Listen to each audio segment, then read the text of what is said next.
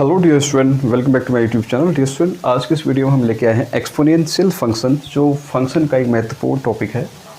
तो स्टूडेंट क्या होता है, एक बार हम इसको बेसिकली जानते हैं। एक्सपोनेंशियल फंक्शन स्टूडेंट, मैं अगर लिखूँ यहाँ पर F X equal to A raise to power X, कुछ इस प्रकार के फंक्शन जो होते हैं स्टूडेंट हमारे पास, ये क्या कहलाते हैं? Exponential function. और यहाँ पर जो हमारे पास बेस और पावर है, इसकी कुछ खासियत होती है। हमारे पास ये जो स्टूडेंट पावर दिख रहा है, इसको हम इंडेक्स पढ़ते हैं। क्या पढ़ते हैं? इंडेक्स, या इसको हम पढ़ देते हैं पावर। स्टूडेंट ये इसको हमने पढ़ने के सिंबल है, इंडेक्स का हो गया या पावर का हो गया। और ये जो आपको दिख रहा है, ये इसका बेस है। क्या है? बेस। स्टूडेंट ये मेनली चीज़ें इसमें हमें ध्यान रखनी है। और यहाँ पर कुछ कंडीशंस होती है हमारे पास इनकी। तो स्टूडेंट हम क्या करते हैं, देखो कुछ कंडीशंस होती है, उसको यहाँ लिखते हैं। यानी कि एफ एक्स की कुछ कंडीशन होती है इस फंक्शन की। वो कंडीशन क्या है स्टूडेंट? जो ए है हमारे पास, जो बेस है, उसकी वैल्यू ग्रेटर देन 0 होनी चाहिए और ए नॉट इक्वल टू 1 होनी चाहिए। ये दो कंडीशन फुलफिल करता है हमारा एक्सपोनेंशियल फंक्शन।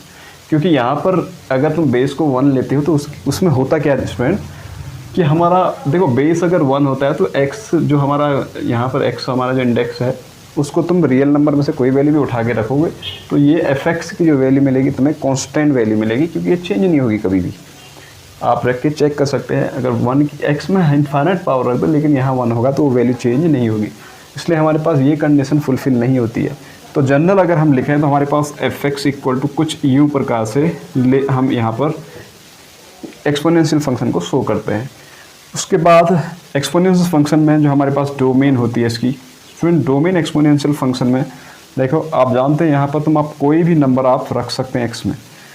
तो कोई भी नंबर अगर हम x पे रखेंगे, तो x पे अगर हम कोई भी नंबर रखेंगे तो स्टूडेंट हमारे पास रियल नंबर इसकी क्या हो जाएगी? इसकी डोमेन। और रेंज की बात करते हैं एक्सपोनेंशियल फंक्शन में, स्टूडेंट मिलता क्या है हमें? देखो जो मिलेगा हमें वैल्यू 0 से बड़ी वैल्यू, कुछ बड़ी वैल्यू मिलती है, क्योंकि नेगेटिव वैल्यू इस पर नहीं मिलती, ना ही 0 मिलती है। 0 से कुछ बड़ी और इनफाइनाइट तक। और ये हमारे पास इसकी रेंज होती है, ये इसकी डोमेन होती है। और ये कुछ ऐसे लिखा जाता है। उसके बाद मैंने आपके पास सामने दो ग्राफ रखे हैं स्टूडेंट। ये जो ग्राफ है, ये हमारे पास एफ एक्स इक्वल टू ए की, देखो जब हमारे पास बेस क्या है यहाँ पर ए, देखो ए जो हमारे पास है ग्रेटर देन 0, अर्थात ये ग्रेटर देन 0 अर्थात 1 से भी बड़ा, अर्थात जब बेस हमारा 2 यानी कि 2 बेस है, 3 बेस है, 4 बेस है, उसके लिए हमारे पास जो ग्राफ आता है इंक्रीजिंग ग्राफ होता है।